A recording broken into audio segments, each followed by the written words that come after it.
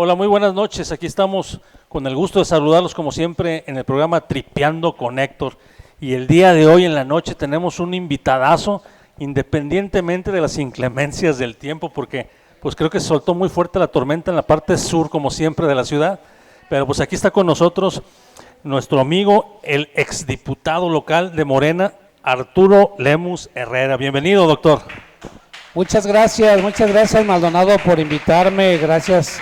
Veo que tienes un gran programa con grandes personajes, con grandes cualidades, muy bien, felicidades, aquí estamos a la orden. No, pues Arturo, bienvenido y pues aquí vamos a platicar largo y tendido de lo que está pasando en el partido del Movimiento de Regeneración Nacional, ¿te parece? Claro que sí, claro.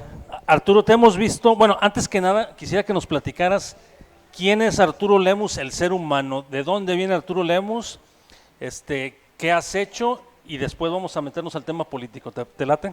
Claro que sí. Bueno, nosotros prácticamente toda nuestra vida, por más de 42 años, estuvimos viviendo en la zona oriente de la ciudad, ahí colindando con la Congregación de la Luz del Mundo. Nosotros somos del barrio ahí del sector Libertad, prácticamente ahí nos formamos y pues toda nuestra infancia, todas esas colonias tuvimos pues grandes amigos y bueno, toda nuestra formación también fue en esta zona, en las escuelas públicas, ¿no? En la escuela primaria Benito Juárez, en la secundaria número 2 mixta, en la preparatoria 2 también, sí. Fíjate que prácticamente, disculpa que te interrumpa, yo también estuve en la secundaria 2 mixta y en la prepa 2 casualmente, entonces no coincidimos por algunos años, pero amigos desde hace muchos años, Arturo, tú y tu servidor. Pues mira, yo creo que somos de la generación X, yo tengo 58 años, hoy en este mes cumplo 59. Eso es. Soy generación de la facultad 78-81 de la prepa, de la secundaria, perdón, ¿sí? Sí. Y de la preparatoria soy generación 81-84. No, yo entré en el 84, cuando tú ibas saliendo yo iba entrando a la prepa, pero pues qué gusto coincidir en otras partes de la vida y en tu trabajo político, ¿verdad? Sobre todo que a mí me da mucho gusto comentarlo que no has dejado de trabajar, o sea, es de los pocos políticos que desde que llegaste a ser diputado local, pues has mantenido tu contacto con la gente y eso es importante, pero ahorita entramos en materia de eso. Síguenos platicando, ¿quién es Arturo Lemus? Pues mira, yo me formé en una familia, pues yo creo que de la extrema pobreza, Okay. De la extrema pobreza porque pues por allá en los 70s vivíamos en Etiopía, mi padre pues era albañil, fuimos 9 hermanos de familia, teníamos que trabajar forzosamente, pues yo trabajé de peón de albañil muchos años, también trabajé haciendo guaraches ahí con Tranquilino en Esteban Alatorre, también trabajé en el Obrador que está en Demóstenes y Esteban Alatorre, y bueno, tuve muchos trabajos ahí de pequeño porque teníamos que sacar adelante también la familia porque no había otra forma, ¿no? Ahí es la colonia Libertad y Agustín Yáñez, ¿verdad? Si más no Sí, estamos colindando con la colonia Agustín Yáñez, mi casa, su casa de ustedes fue muchos Gracias. años, por más de 40 años en la calle Etiopía, entre Esteban Alatorre y Palo Valdés, nuestros viejos barrios, me junté mucho en la Cuauhtémoc porque ahí acudíamos a jugar fútbol en la liga de Don Rogelio. En la cancha que está en Puerto Melaque, ¿no? Así es, en Puerto Melaque y la de Irán. Ahí había una liga de fútbol, ahí jugamos en el equipo Filigrán, pero también éramos fundadores de un coro por allá en San Pablo, ahí en la colonia Yáñez. Ahí fue de donde coincidiste con Héctor Tripín, ¿verdad? Sí, ahí conocí al buen amigo Héctor, nosotros llegamos al coro de San Pablo a la edad de 13, 14 años, a ese coro, pero también teníamos un gran equipo ahí en la colonia Yáñez, ahí propiamente en la calle de Etiopía y Procuradores, un gran equipo que se llama el equipo Toluca, un equipo muy buenísimo que siempre tenía pues muy buenos lugares. Después un equipo de fútbol que tuvimos ahí, una panadería con Jay, con Maggie, en la calle Esteban Alatorre y Argel. Ellos eran de los primeros panaderos panaderos en cuestión de producción de pan, ¿eh? Correcto, sí, sí. No, no del Partido Acción Nacional, ¿verdad? Aclarando. Entonces yo trabajaba también en esa panadería, pero yo había trabajado en una panadería repartiendo bolillos, ¿no? Porque había una panadería en la calle de Nubia y Palo Valdés, de un tío, y nosotros éramos los que repartíamos el bolillo en aquellos canastos enormes en las bicicletas por todo el sector Libertad, porque tenía bastantes clientes mi tío, y pues era de los grandes pues productores de pan, de bolillo.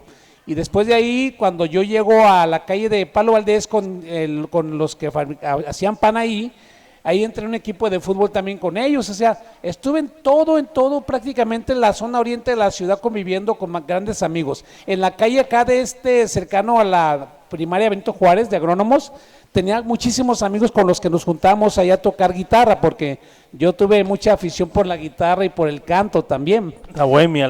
Sí, la bohemia. Aquellos años estuvimos también participando en aquellos grandes, había... No sé si recuerdan los Valores Bacardí. Sí, claro, Valores Juveniles. Valores Juveniles Bacardí, por ahí también participábamos cantando, interpretando, componiendo algunas canciones. Mi padre era compositor. Cuando mi padre se va hacia la Congregación de la Luz del Mundo, mi mamá se queda como católica, y ya sabrá los grandes debates que se armaban, ¿no? Ups, una buena polémica. Mi madre católica, mi papá de la Luz del Mundo, y mi papá deja la composición porque era algo que decía que no era compatible con su religión.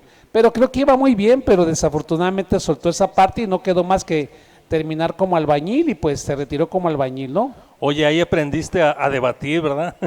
A debatir la mezcla, sí. No, a debatir las ideologías, ¿no? No, y fíjate, quiero compartirte que nosotros siempre estuvimos muy activos en los movimientos sociales. En aquellos años en la prepa yo empecé a participar en el PSUM, pero antes de hablar del tema pues político, lo comento porque fundamos entonces en aquellos años la primera escuela secundaria nocturna. Okay. Una escuela que estaba ahí en la hermosa provincia, justamente en las instalaciones de la escuela Benito Juárez. Ahí fundamos la primera escuela nocturna para trabajadores. Es por la calle de Demóstenes, ¿verdad? Si mal no me es equivoco. En la calle de Arquímedes y la de entre agrónomos y telegrafistas. Arquímedes es una arriba de Demóstenes, ¿verdad? Si mal no arriba de Demóstenes, sí. Después de ahí también formamos junto con nuestro amigo el maestro David, no recuerdo el apellido, hicimos la escuela secundaria también nocturna en La Copa. Yo daba clases ahí en la secundaria nocturna en La Copa, y daba clases también en la secundaria nocturna de la escuela Benito Juárez. Eso fue ya después con el tiempo, ¿no? Ya cuando entré a la facultad también tuve la oportunidad de cubrir un interinato en la secundaria del Salate durante más de 5 años, un interinato de un gran amigo, doctor Roberto Barajas, que le agradezco mucho porque él me dio la oportunidad de trabajar en la docencia en esa escuela también. Pues excelente. Pero pues también anduvimos trabajando en la bohemia, cantando en los grupos, pues para sostener, ¿no?, los gastos de la escuela. Claro. Los gastos de la escuela, porque aparte pues nosotros como activistas en aquel tiempo en la preparatoria en el PSUM poníamos de nuestra bolsa todo para apoyar pues el movimiento, ¿no?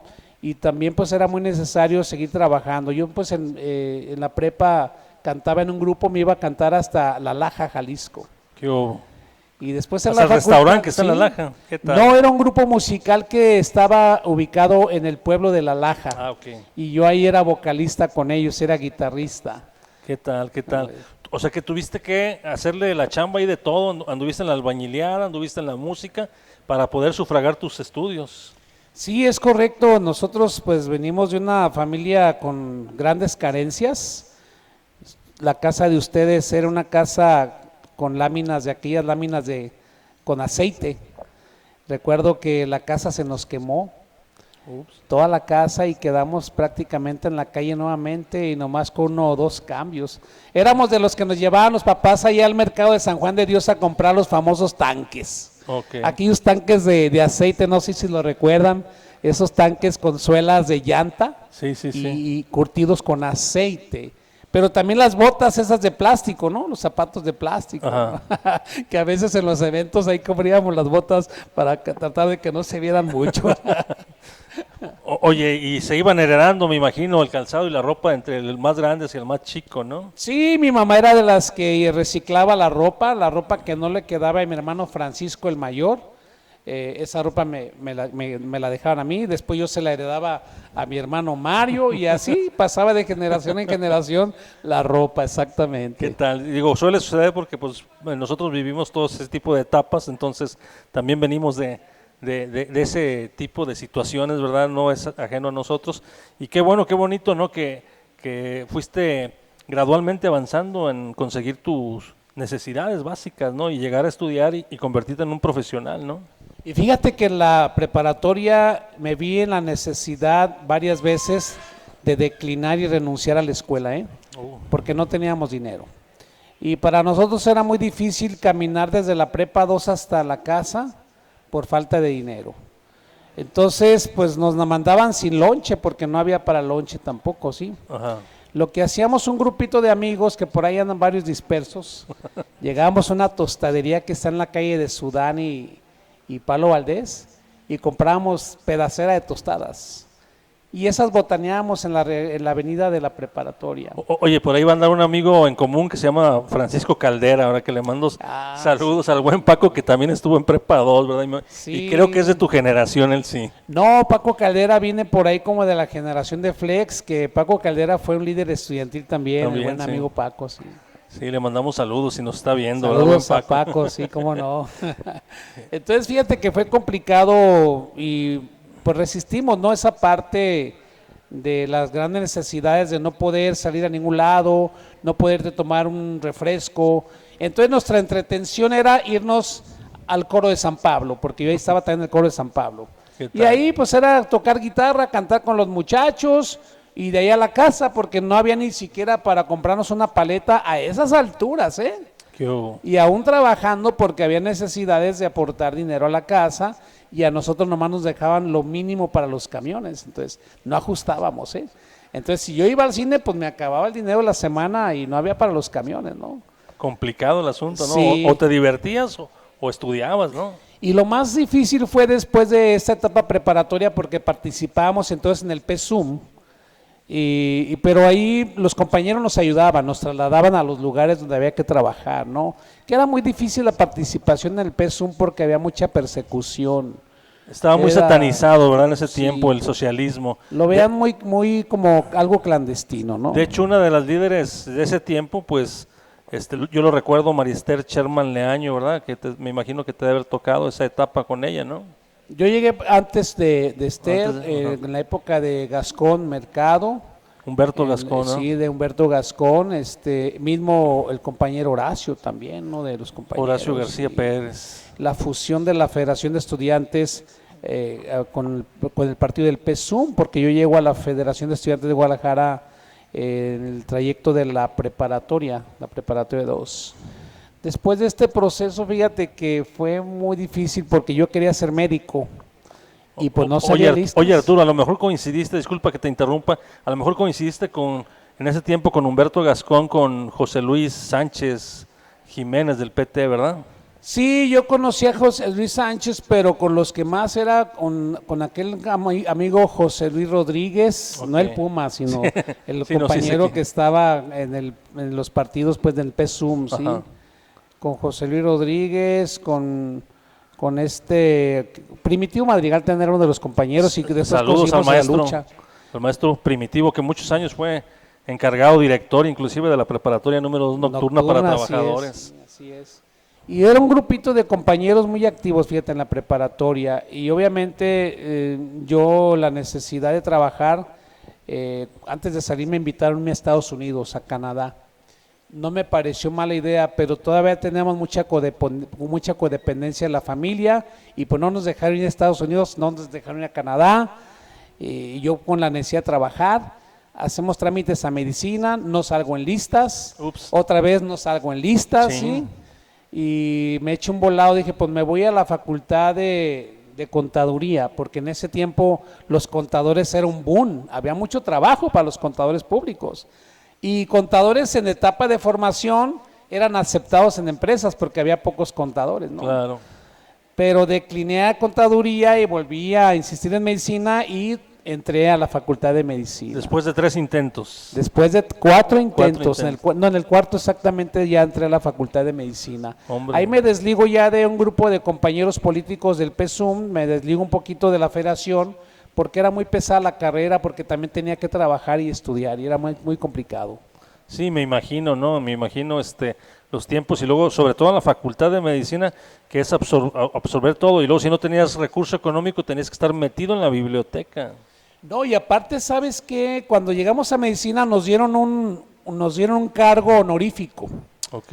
En primer semestre de la Facultad de Medicina, aquel amigo al que me refiero de que me dejó cubrir un interinato como maestro en la secundaria, era la secundaria 15, la del Salate. Ok. Ahí tuve la fortuna de trabajar con una persona que fue mi maestro en la secundaria 2, no sé si recuerdas a Pablo Zapata. ¿Cómo no? Él Pablito daba Guerrero Zapata. clases de civismo. De hecho, fue Historia compañero. y civismo. Él fue compañero de mi tío en la Facultad de Derecho, del licenciado Celestino Muñoz. Le mando saludos a mi tío. Fueron compañeros de generación de la facultad. De hecho, hay fotos que tiene ahí mi tío, aún cuando eran en la época de estudiantes, bien hippies. ¿Te acuerdas del maestro Manuel Muñoz Murga también, que daba historia? Ellos Rosaura Guillén, su esposa, Rosaura sí, Guillén. a mí me exentaron prácticamente los 3 años que me dieron clases, me exentaron de la materia de civismo e historia, porque me encantaba mucho la historia. Entonces yo siempre preparaba las clases un día antes, me iba preparado ya con los temas y pues ya los masticábamos, ¿no? Siempre nos adelantábamos a las preguntas, a las inquietudes y a mí ellos siempre ¿cómo te diré? No me aplicaban examen, pues. Correcto. Cuando me decían, Lemus, salte. Pues, ¿por qué? ¿O qué? Porque hice? sí era muy inquieto, ¿eh? Era inquieto. Pero decía, pues, ¿por quy no? Pero era porque me exentaban el maestro Manuel Muñoz Murga y Pablo Zapata, Pablo Guerrero Zapata. Sí. No, grandes maestros, les mandamos saludos por ahí, sí. Si nos ven. Y te compartía que cuando llego a primer semestre de medicina, el doctor Roberto Barajas, al cual le tengo mucha gratitud, al igual que el doctor Salvador García Castillo, ellos me dieron la oportunidad de participar como auxiliar de la coordinación de primero a cuarto semestre en la Facultad de Medicina. Eso es. Era un cargo honorífico, pero con mucha responsabilidad, porque era el vínculo de la administración con los estudiantes y también el vínculo con algunos programas sociales del sector salud con los estudiantes de la Facultad de Medicina. Y eso nos permitió pues tener un panorama de amigos o una gran cartera de amigos muy grande en la facultad, porque prácticamente pues conocíamos todos los estudiantes. Te hiciste popular ahí. Toda la generación de primero, segundo, tercero y cuarto, y estuve 2 años como auxiliar de la coordinación. No ganaba nada, pero me encantaba esa posición, porque prácticamente ya tenía que estar más tiempo en la Facultad de Medicina y no tenía chance de trabajar. Ups. Entonces lo que yo hice para sostenerme, ya nomás me quedé con las clases en la secundaria nocturna de la Copa. Okay. Ahí me quedé con maestro y de repente me iba a cantar ahí a un hotel que se llamaba el Hotel Francés. Ah, ¿cómo no? Ahí cantaba como trovador y cantaba en un grupo que se llamaba el Grupo Sonus. Ahí yo iba a cantar en la noche y de ahí pues ya sacaba mis gastos para la escuela, ¿no? Porque no había otra manera. Entonces eso me permitió a mí el estar como coordinador de esos semestres, nos dio la oportunidad de conocer a todos los estudiantes de la facultad. Cuando yo llego a sexto semestre, caray, ya pues dimensionamos la situación tan grande de todas las generaciones que teníamos una confianza. Sí. Y a mí me postulan como candidato en la Facultad de Medicina, pero yo no quería ser candidato a presidente de la facultad. Eso es. Primero porque era un sexto semestre, se me hacía muy lamentable perder lo demás por distraerme un poco en la política. Sí.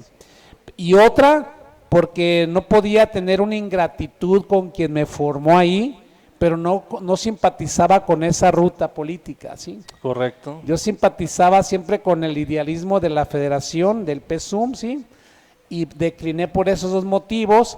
Y en esa declinación surgió otro compañero que se llama Ramiro López Elizalde. Y pues tuve que ayudar al compañero porque yo venía con esa ideología de la Federación de Estudiantes, ¿no? Sí, Ramiro surge por influencia de otro compañero, un gran médico también. Ramiro es un gran médico también, pero Cachamé, un gran médico que está en medicina forense, que era pariente de Ramiro, lo impulsó para que él fuera candidato cuando yo decliné en sexto semestre, y Ramiro gana y me quedo en ese comité, y de ahí, bueno, ya después lo que siguió de ahí, ¿no? No, pues interesante cómo fuiste avanzando y creciendo gradualmente. Llegas a la administración pública también. Sí, fíjate que, bueno, hoy tuvimos una gran oportunidad de cristalizar, pues, muchos años de lucha, porque esta labor que tenemos nosotros en las comunidades no es nueva, tenemos muchos años con esta labor. De hecho, siempre anteponemos esa labor ante cualquier interés político, pero también cuando ya se vienen los oportunismos, pues es muy difícil, ¿no? Después del trabajo tan intenso que hace la gente para que llegue otro personaje y se quede con todo el trabajo, es donde la honestidad está por delante y dices, ¿cómo? No es posible, ¿no? Claro. Porque este activismo siempre lo hemos llevado a cabo, y nosotros entonces ya teníamos rato llevando algunos programas allá al Distrito 11 en nuestras colonias, pero esto viene también derivado de la participación que tuvimos en el PSUM y después de participar como fundador del PRD, porque en el 89, después de un conflicto universitario que hubo tan fuerte, donde yo llegué a ser presidente de la Facultad de Medicina después, Sí. Muchos tuvimos que abandonar, irnos del municipio. De hecho, pues esa fue la razón por la que me fui más de 7, 8 años. Algunos compañeros fueron presos, yo me tuve que ir. La persecución política. Hubo una persecución política por una cuestión ideológica, exactamente. Yo tuve que abandonar Guadalajara y pues todas las ilusiones, ¿no? Porque yo tenía mucha ilusión de trabajar en Cruz Verde y trabajar en el Hospital Civil, y yo siempre quise trabajar en la Cruz Verde que estaba en mi colonia, una Cruz Verde que está en Palo Valdés y Gaza. En la base, ¿qué? La quinta, ¿no? ¿Es la quinta base? ¿Cómo le llaman ahí? Ahí estaba la academia, una base de policía. Sí, la base de policía. Y siempre quise trabajar en esos dos lugares, y cuando viene este conflicto me tengo que ir sin nada, ¿sí? Y pues se acabaron mis ilusiones ahí, ¿no? Híjole. Me tuve que ir muy lejos. Qué duro, ¿no? Qué duro eso. Me tuve que ir primero para allá, para aquel lado de Yahualica, después me fui a Lagos de Moreno, después Encarnación de Díaz, y allá anduvimos pues picando piedra, y por allá fundamos el PRD justamente en el 92, para ser exactos. Allá hice mi servicio social, y después de fundar el PRD tuve una pequeña fractura con Gilberto Parra porque me sentó como candidato en Encarnación de Díaz. Los dedazos ya desde entonces ya existían, ¿no? Oye, y en la izquierda, en la izquierda, aclarando. Sí, porque en aquellos tiempos nosotros con mucho gusto íbamos a los ranchitos, a las comunidades, a hablar de temas médicos, de prevención, pero también llegó un momento que empezamos a politizar a la gente cuando vino el tema del FOBAPROA. Okay. El tema, recordarán, cuando la crisis del 94-95, con Ernesto Zedillo, se ¿verdad? privatizó la banca, y nos daba mucho pesar que estaba en riesgo el patrimonio de muchos campesinos. Y nos pusimos a recorrer el Distrito 2, que es el Distrito 2, Sí. en cada comunidad con un televisor de bulbos, con unas sillas y con una casetera para explicar qué es lo que estaba pasando en el país con esta privatización que había de la banca, de Teléfonos de México, de Ferrocarriles Nacionales, de puertos, aeropuertos, y qué estaba pasando con el gobierno y la crisis que se iba a desencadenar pues con las carteras vencidas de los pequeños deudores, mientras el gobierno le inyectaba dinero a los grandes empresarios para salvar los bancos, para salvar las empresas. Y eso nos hizo recorrer pues todo el distrito número 2. Correcto. Pues eso nos daba también pues para de alguna manera legítima ser candidato por el PRD en Encarnación de Díaz. Y nos sienta Gilberto Parra, me sienta como candidato y mete una persona que era del PRI. Ups. Sí. Y entonces a mí me quería dejar como suplente de candidato a diputado. y nosotros pues decidimos tranquilizarnos y dedicarnos porque ya tenía mi consulta privada ya. Correcto. Y ya en el próximo proceso nosotros ganamos todos los consejos, pero curiosamente Grupo Universidad, ganábamos porque fue cuando entró después Grupo Universidad con nuestro amigo Claudio, ¿sí? Ok. Y ahí se desconfiguró el movimiento del PRD, lo que le pasa a muchos partidos, ¿no? Cuando empieza a desconfigurarse por la falta de democracia, por la falta de respeto a los compañeros, por el oportunismo, por el agandallismo, ¿sí? Sí, sí, La claro. ilegalidad. Porque resulta que cuando llega este grupo, pues yo no me quedó otra más que alinearme al grupo, ¿sí? Al grupo del PRD, conducido por Grupo Universidad.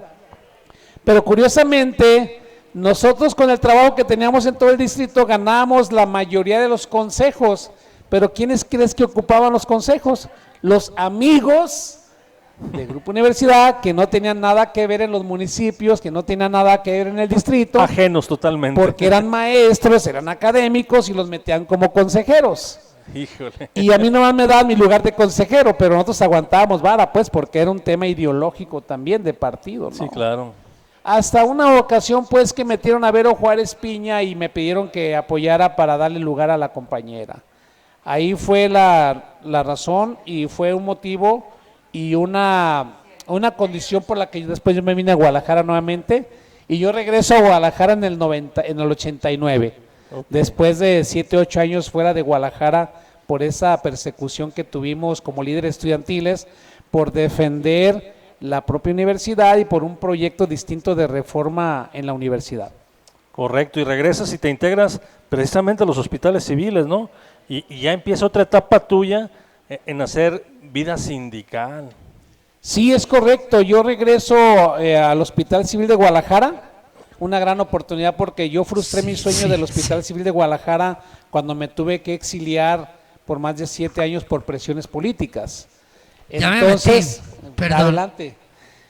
Entonces, yo regreso nuevamente a Guadalajara después de ese exilio, al Hospital Civil y a la Cruz Verde, y también regreso aquí con una cartera en el partido del PRD como director de movimientos sociales, ¿sí? Correcto. En la Secretaría de Movimientos Sociales del PRD.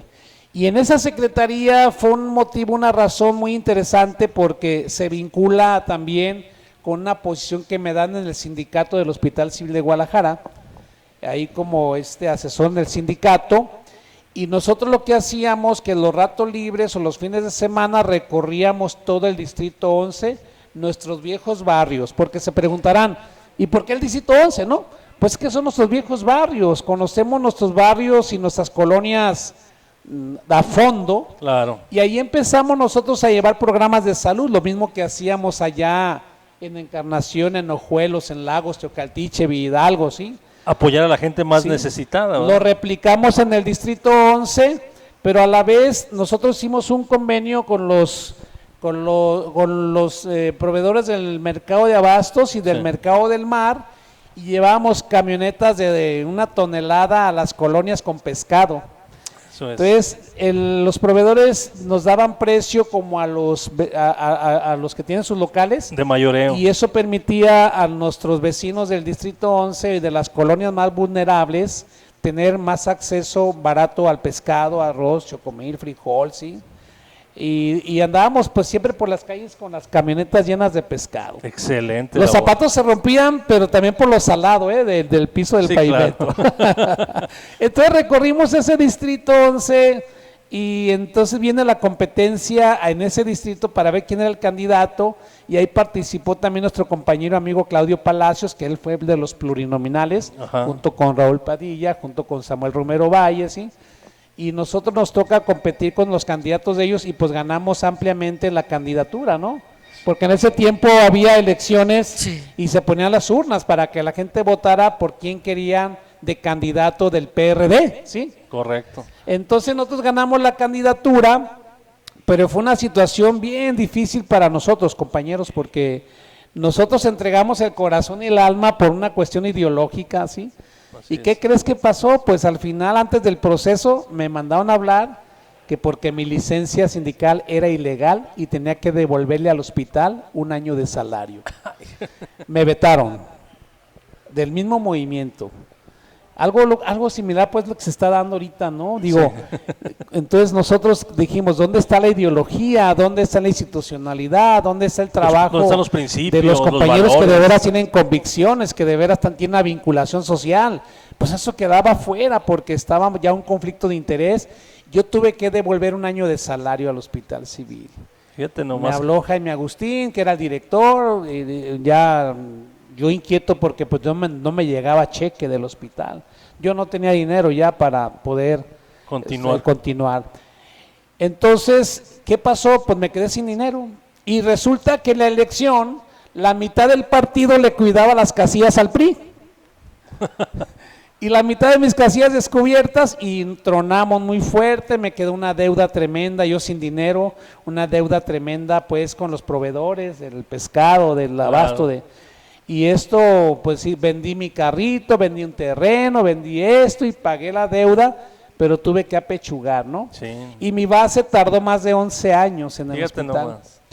Entonces yo por eso renuncié yo al PRD, después de que quise ser candidato a presidente del partido, pero llegó la imposición, impusieron al compañero Parada, Caballero, al Paros, ¿verdad? Alparos. Y a mí me dejan como secretario general. Alfonso Partida, ¿no? Entonces yo renuncié al PRD en el 2008.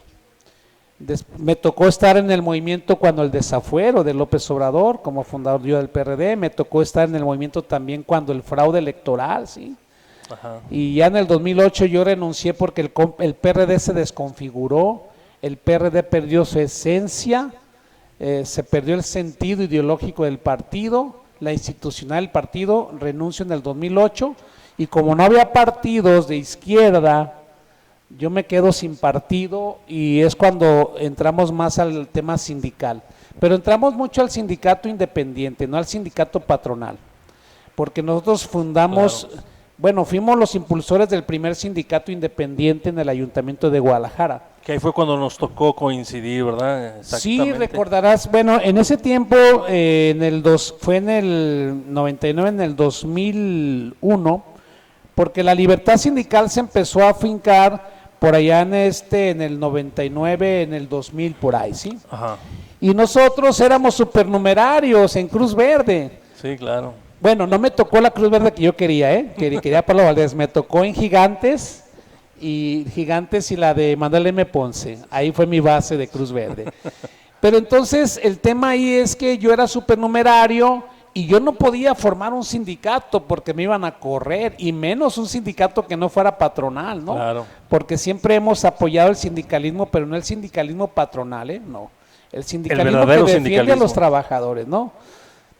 Tan solo con que se respeten sus derechos, ¿no? Así es. Pero el tema es que me iban a correr porque estaba formando el primer sindicato del ayuntamiento. Solté el sindicato mejor, ¿sí? Y a los 6 meses me llegó mi base. Y ya después se formó el sindicato Guadalajara, donde estaba Rosario. Rosario, sí. Yo ya me retiré, pero afiliado al sindicato de Rosario, ¿sí? Perdón que interrumpa, yo nomás me metí para... yo lo conocí a él en el Templo de San Pablo, él estaba en el coro de 7, yo estaba en el coro de 6, y había otro coro de 8 y de 9, ¿no? El de 8 era el ministerio, y el de 9 era el de las cebollitas, porque cantaban para llorar, ¿recuerdas? No, la verdad, sí, y hasta la fecha todavía siguen cantando igual. Martín, no sé cómo se llama, sigue todavía ahí. Ya se me figura Pablito y Pedro, ya se me figura que quitan al San Pablo y los ponen allá los 3. Un honor volverte a ver. Me encontré a tu hijo y que me andaba buscando para la campaña, pero me buscó ya después de la campaña. Le dije, hijo del el Turis, malmente conocido como el Turis, y se armaban las bohemias ahí en la barda de San Pablo. Sí, muy padres. Y yo me quedé enamorado de muchas compañeras de él, pero obvio, pues eran como 5 o 6 años más. En aquel tiempo cantamos una canción que decía Dulce Mañanera. ¿Te acuerdas de Los Ángeles Negros? Muchísima.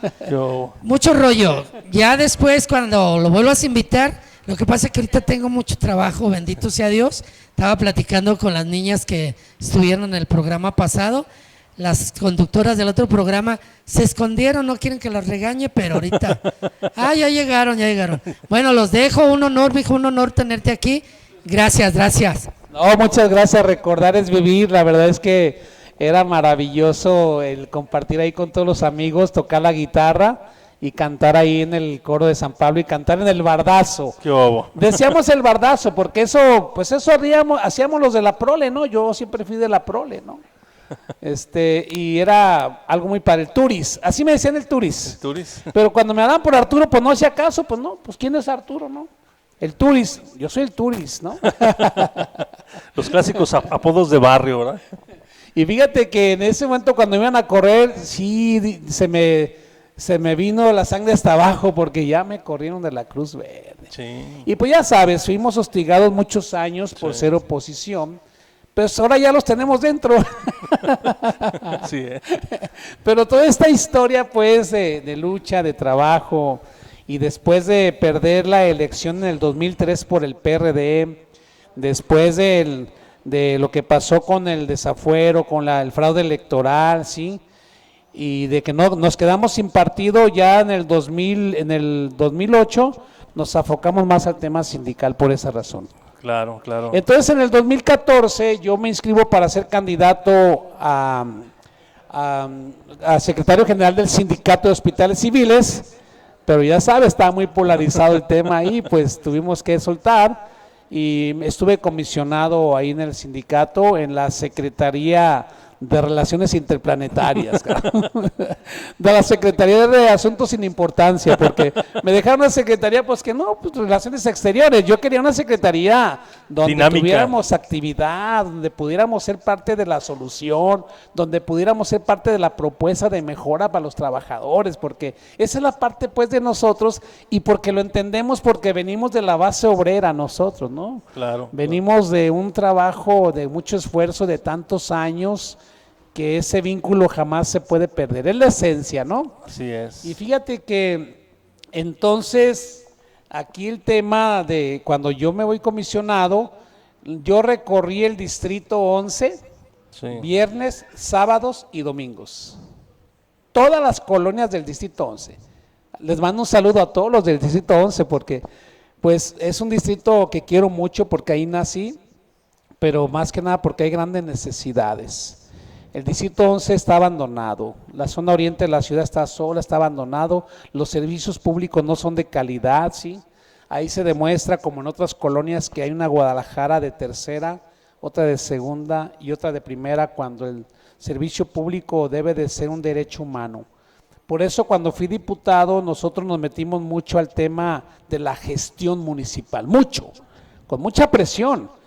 Logramos más de 700 gestiones en el distrito, pero también logramos más de 450 intervenciones de consultas, cirugías en las áreas de salud para gente más necesitada, ¿sí? Pero también logramos meter más de 170 iniciativas, ¿no? La nueva ley antitabaco, la ley de justicia terapéutica, la iniciativa para evitar contaminación de los niños por VIH a través del canal del parto, ¿no? Y tuvimos un activismo muy fuerte en época de pandemia porque fuimos los promotores de las pruebas rápidas aquí en Jalisco, ¿sí? Oye, que por cierto, ahí me tocó contribuir en la aportación de una probable iniciativa que lamentablemente no se cuajó. Recordarás, ¿no? La de los supernumerarios, precisamente, el evitar que no tuvieran, que no fuera un outsourcing, ¿verdad?, de empleados. Sí, realmente era una buena iniciativa, pero lamentablemente aún no se lograba todavía, y más en Jalisco que no armonizó también con la 4T, ¿sí? Y no éramos mayoría en el Congreso. Y aparte éramos una bancada pues muy dividida, pues, por temas distintos, ¿no? Pero la gestión en el Distrito 11 era precisamente por el abandono que había en las colonias. Claro. Nos hablaban a las 2 de la mañana que se fue la luz, ahí estamos hablando para que vayan a poner la luz, que se cayó un árbol, ahí vamos a Parques Ciganes para que también quiten el árbol de esa casa, que un socavón, ¿sí? Que una alcantarilla, que los topes, los semáforos, regresamos la Glorieta del Charro a su lugar, los semáforos de María Reyes, los semáforos de allá de Pablo Valdés y Prolongación, la de José María Iglesias, los semáforos de Cipriano Campo y historiadores, ¿sí? Recuperamos un espacio que gestionamos para recuperarse el espacio del Salat, que colinda con Salat y Tonalá, ¿sí? Gestionamos, empujamos para que se construyera el Centro de Salud de Cocula, la ampliación del Centro de Salud de Atequiza, empujamos y presionamos para que se retomaran las obras del Hospital de Tecolotlán, ¿sí? Empujamos y presionamos también para el tema del bono COVID, para las personas que tenían familiares que murieron por COVID, el tema del bono COVID para el personal médico que está al frente de la pandemia, ¿sí? El tema del patrimonio cultural del estado de Jalisco del Hospital Civil, el tema del rescate de la laguna de Villa Corona, el plan emergente de los pacientes renales de la cuenca Lerma-Santiago, las plantas tratadoras allá del Salto de Lerma-Santiago. Fue un activismo muy fuerte, aparte de los 13 foros regionales de salud en cada región sanitaria, pero también las más de 150 caravanas de la salud en el distrito. Fue mucho trabajo. Llegas en el 2018 a la legislatura por parte de Morena. Lograste cristalizar tu sueño de tanto picar y picar piedra, Arturo. Lo logras, llegas en el 2018 y haces todo lo que nos acabas de platicar en este momento. Una serie de iniciativas, te quedaste muy activo, pero yo creo que quedaron muchas cosas más todavía pendientes. Sí, fíjate que estando dentro de esta gran responsabilidad que nos confieren los ciudadanos allá del distrito, quedan tantas cosas por resolver y la impotencia de que no alcanzó el tiempo, ¿sí? Es lo que te iba a comentar, prácticamente 3 años para un diputado creo que son pocos, ¿no? Y yo sí pienso que es importante, aparte de la ratificación, no sé, modificar la Constitución y moverla, ¿no? A que los diputados, no sé, sean 4 o 5 años mínimo, ¿no? Yo creo que sería lo más adecuado. O mínimo que hubiera institucionalidad en tu movimiento para que tengas el derecho de darle continuidad a un proyecto político, ¿no?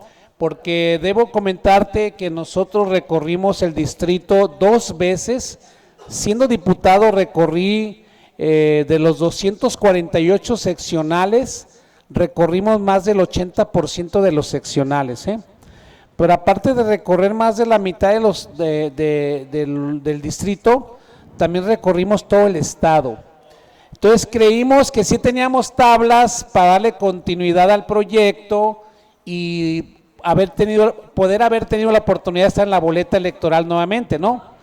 Pero bueno, ya es sabido por todos ustedes que fue una situación muy difícil para todos porque no hubo elección, no hubo encuesta y pues llegaron candidatos que no conocíamos nosotros mismos. Lamentablemente, ¿verdad? Candidatos impuestos, que no sé por quién, pero pues no fue democrático el proceso, ¿verdad? Pero creo que de todas maneras del activismo no debe de parar. Nosotros concluimos nuestra gestión en la 62ª legislatura en noviembre del 21, antes del 21, perdón, ¿sí? Sí, del 21. Y hasta la fecha nosotros no hemos dejado de visitar las colonias, ¿sí? Traemos programas en las colonias de detección, prevención y control de la hipertensión, traemos programas de diabetes, traemos programas de prevención de la violencia intrafamiliar, ¿sí? Para nosotros este último tema es muy importante, porque nosotros dejamos una iniciativa en el Congreso muy importante para rescatar a los jóvenes y dejamos una iniciativa muy importante para bajar los índices de violencia y el consumo entre los jóvenes, ¿sí? Y esa iniciativa iba pegada con la ley de justicia terapéutica. Okay. Nosotros como presidentes de la Comisión de Salud nos quedamos, la verdad, un poquito frustrados porque no hubo eco en ese tema tan importante. Nosotros pretendíamos que el CECAT, que es el Centro de Atención contra las Adicciones, se convirtiera en el Centro de Atención Integral para familiares con adicciones. Porque el CECAT no funciona. Todos sabemos que los temas de los chavos que tienen adicciones no se componen con una consulta. Ellos no se curan con una consulta. Ellos necesitan un proceso largo de atención, ¿sí? De rehabilitación para poder ser rescatados. Pero nosotros queríamos que el gobierno pusiera también su parte. Y para ello nosotros pedíamos una iniciativa, un punto de acuerdo para que se construyeran 20 casas de rehabilitación, pero que fueran casas que no interfiriéramos con la autonomía que tienen los grupos de rehabilitación, porque es muy buena su autonomía que ellos tienen, Hay muchos recuperados con las autonomías, como los grupos de alcohólicos anónimos también, excelentes grupos, ¿sí? Los grupos de familia Lanón, ¿sí? Y nosotros pretendíamos que en esas 20 casas de rehabilitación, aparte que fueran casas que tuvieran dormitorios mínimo para 20 personas, para hombres, para mujeres, que tuvieran un comedor, que tuvieran un área de compartimiento donde puedan hacer ellos sus compartimientos, sus sesiones, sus asambleas, ¿sí? Que tuvieran 2 consultorios, que tuvieran un gimnasio, ¿sí? Y un jardín. Nomás pedíamos eso, pero que también se dotara de personal médico y de psicólogo en cada centro de atención, de nutriólogo y trabajadora social, y también compartirlas con las autonomías de los jóvenes, y de esa manera protocolizar más las casas de rehabilitación para tener un mayor impacto y un mejor resultado en la recuperación y en el rescate de estos jóvenes. Pero este tema que nosotros pretendíamos de las 20 casas de rehabilitación, ya con protocolos de atención, con protocolos de rehabilitación, pero sumado a ello, el Centro de Atención Integral para Familiares con Adicciones, en lugar del CECAT, porque el presupuesto que recibe el CECAT es un presupuesto que no funciona, porque los jóvenes no se recuperan, no cumple la función para la que creemos que debe de funcionar el CECAT. Y para nosotros el hecho de haber tenido la oportunidad de tener ese centro de atención integral es para que ese centro tuvieran psicólogos, psiquiatras, tuvieran espacios también para que puedan sesionar ahí grupos de ayuda, ¿sí? Como grupos de AA, grupos de Al-Anon, los grupos de Alcohólicos Anónimos, los grupos de adictos, ¿no? De personas con neuróticos, ¿no? Neuróticos anónimos. Neuróticos anónimos, que fuera ahí un centro integral de atención. ¿Por qué? Porque las familias están desprotegidas. Sí, le da rehabilitación al joven, pero el centro está en la familia también, ¿sí? Y si tú no rehabilitas al papá, a la mamá, a los hermanos que están dañados por el alcoholismo, por el nivel de drogadicción o adicción que tiene un familiar, haces poco, porque no estamos atacando el problema de raíz. Correcto. Y por eso decíamos que si nosotros tuviéramos ese centro integral, tuviéramos las casas de rehabilitación, la iniciativa de justicia terapéutica, que consistía en que los jóvenes que cometen delitos menores, en lugar de irse a la penal, que pagaran el daño, pero que también los mandaran a rehabilitarse a psicología, psiquiatría, y una vez ya dados de altas por el psicólogo, el psiquiatra, ya quedaba ahora sí exento e integrado a la sociedad, ¿sí? No, pues qué interesante todo esto. Lamentablemente se quedó en el tintero, ¿verdad? Como nos estás comentando, no se concretó este proyecto, y pues esperemos que llegues o que llegue alguien y retome esa iniciativa, ¿no? Y fíjate que otro tema importante era el saneamiento de los ríos y lagos, que no se ha hecho gran cosa y tenemos una gran deuda con el medio ambiente porque poco se ha hecho por sanear los lagos, los ríos, los mares, ¿sí? Sabrás que los municipios no sanean sus aguas antes de vertirlas, ¿verdad? Sí, así es. Es decir, hay poca cultura y poca inversión en ese tema también del saneamiento. Hoy hemos perdido muchos lagos, muchos ríos, está una situación muy catastrófica en todo el estado, ¿sí? Y es un tema que también nosotros nos quedamos pendientes porque tenemos jaliscienses con un gran potencial de ingenio, un gran potencial de conocimiento, de habilidad y con muchas propuestas para sanear los ríos y lagos, pero tienen poco eco, no tienen apoyo. Así es, lamentablemente. Oye, Arturo, la noticia del día, ayer, creo que fue ayer, y pues está en revuelo ahorita. La Suprema Corte de Justicia de la Nación ordena la despenalización del aborto. ¿Cuál es tu postura? ¿Qué opinas de esto?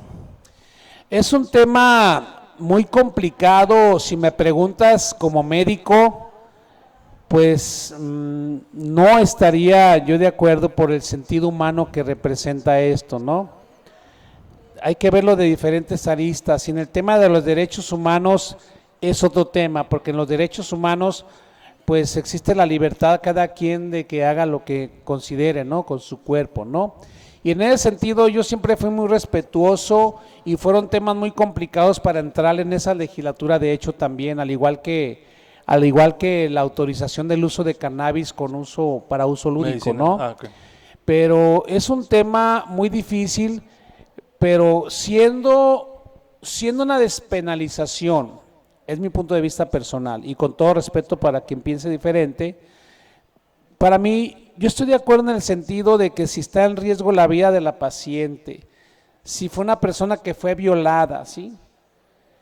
Y con fines de salvar su vida para que no vayan a otros lugares donde no hay el personal correcto, no hay la capacitación correcta, no hay el equipo necesario, ¿sí? Y que ponen en riesgo su vida practicándose un aborto y es muy peligroso.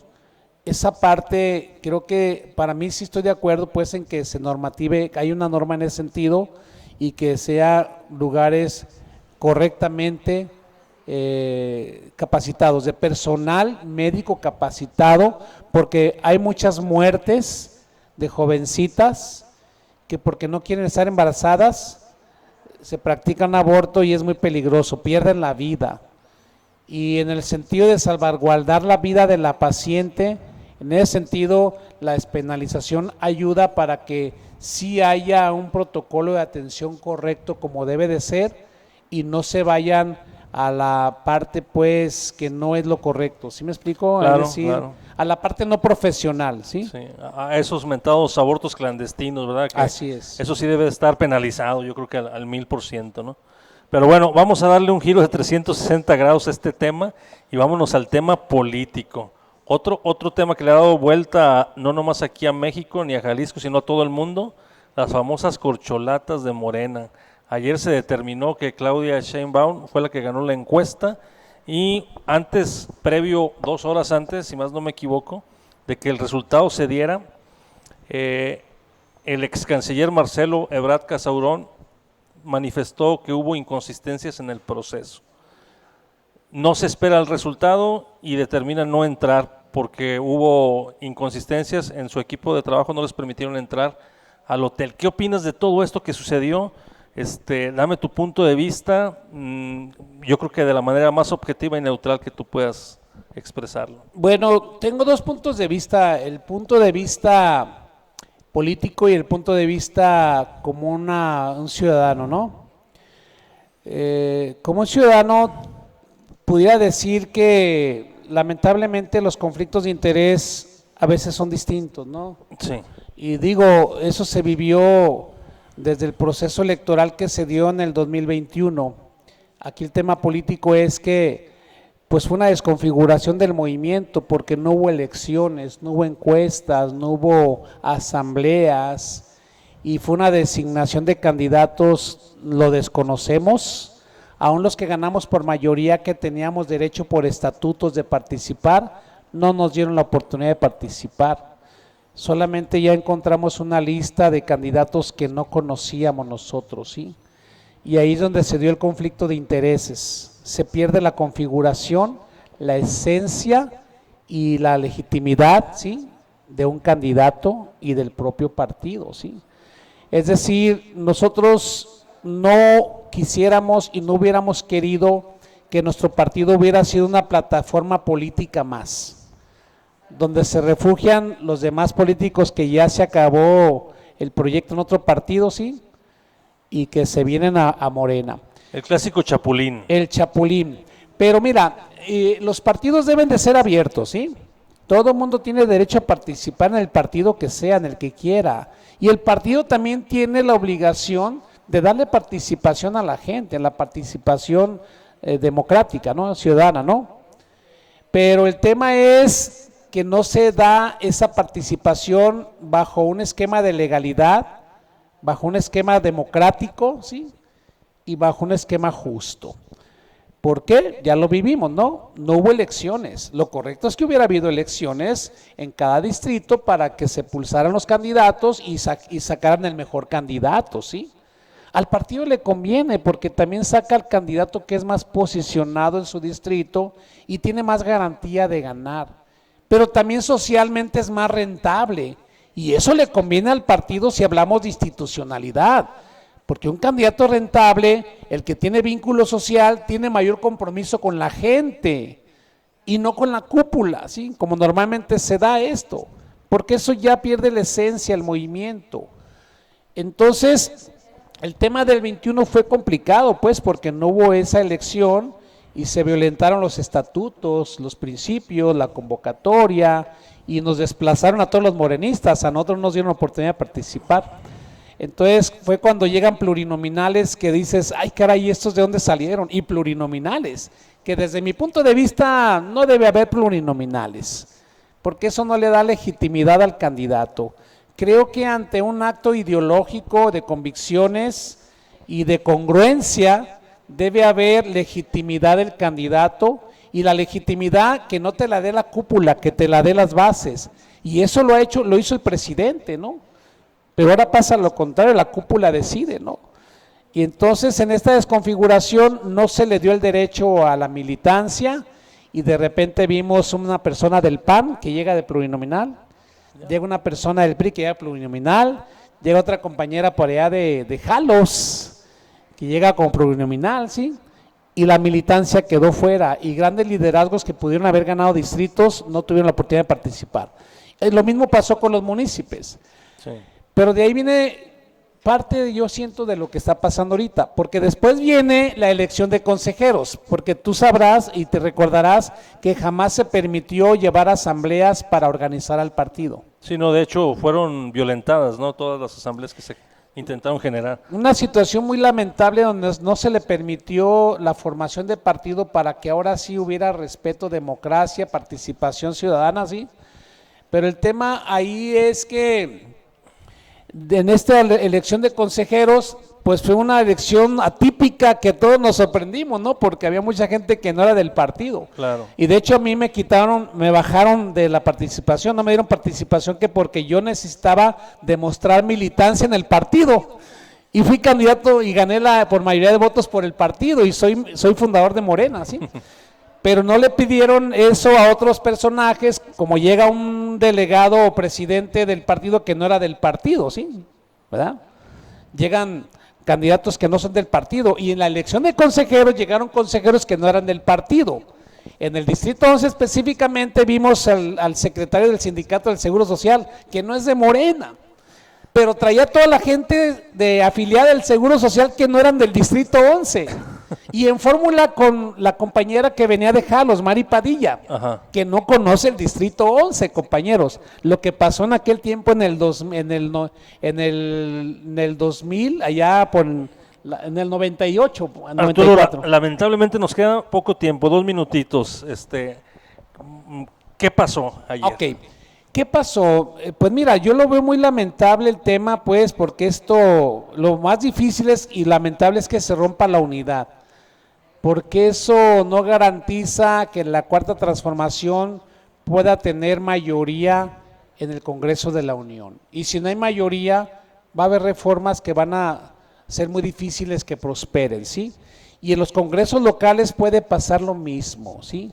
Si hay esa fractura y no hay unidad, no hay acuerdo, va a ser muy complicado realmente para el movimiento. ¿Tú ves a 3 candidatos a la presidencia de la República, Xóchitl Gálvez, Claudia Sheinbaum y Marcelo Ebrard? ¿Sí ves a 3 candidatos? Yo creo que sí veo 3 candidatos. Te voy a dar mi punto de vista no político, como un ciudadano. Sí veo 3 candidatos, porque yo veo en el tema del ex canciller, también veo un gran potencial, ¿sí? Yo siempre dije que Morena tenía muy buenos candidatos, ¿eh? Para mí todos eran muy buenos candidatos.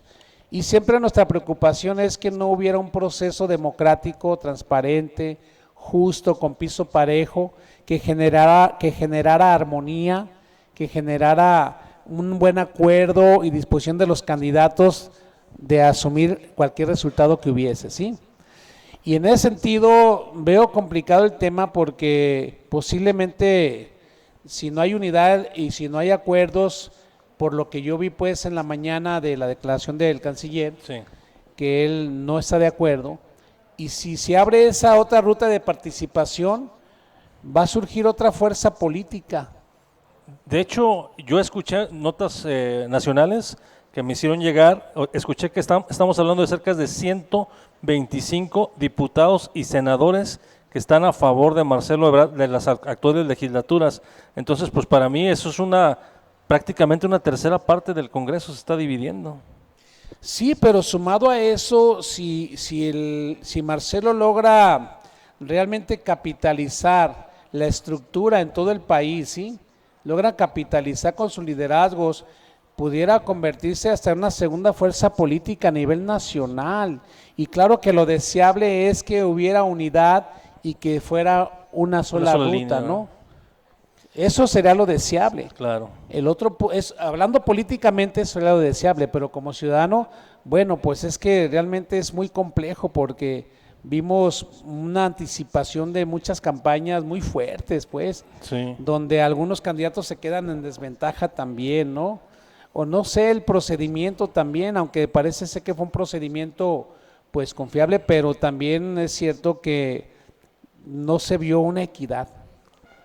Híjole, sí, pues se nos acaba el tiempo lamentablemente y pues nos queda más conversación por ahí en el tintero, pues para que tengas, lo agendes y tengas la oportunidad de venir nuevamente y le damos continuidad a estos temas, ¿te parece? Sí, muchas gracias, mi querido Armando No, pues Maldonado. estamos a la orden, Arturo, un placer, nos estamos despidiendo de la transmisión. ¿Algo que quieras agregar para finalizar? No, pues gracias por el espacio, un saludo a toda la gente que nos ve por allá en las colonias trabajando con los programas. El lunes tenemos un programa de diabetes mellitus, justamente ahí en la zona colindante con la Benito Juárez y Tetlán, y vamos a seguir recorriendo el distrito. Para nosotros es más importante el formar estructura, el politización, el generar conciencia y después ya vendrá lo que tendrá que venir. Mi última pregunta, sí, la última rápido para irnos. ¿Te ves en la boleta electoral próximamente? ¿Vas a aspirar a algo? Fíjate que está muy complejo el panorama, pues, porque repito, si hubiera institucionalidad, pues creo que quien tiene estructura, tiene un trabajo de fondo, una experiencia, pues se le debería dar la oportunidad de participar, pero de una manera democrática, ¿no? Justa, ¿no? Donde todos tengamos el derecho de participar y que gane de manera transparente el mejor candidato. Siendo así, sería interesante porque tenemos derecho. Piso parejo, ¿verdad? Piso parejo, pero yo lo veo muy complejo, pero sí estamos preparados, muy preparados porque tenemos una lectura profunda del distrito, tenemos un trabajo muy fuerte en el distrito y ya tenemos el 80% de la estructura electoral del distrito. Perfecto, pues te felicito por tu labor y a echarle ganas y aquí nos vemos para la próxima, Dios mediante. Y pues nos despedimos, nos vemos, raza, saludos. Gracias. Este fue su programa Tripeando con Héctor, bendiciones a todos. Gracias, bendiciones.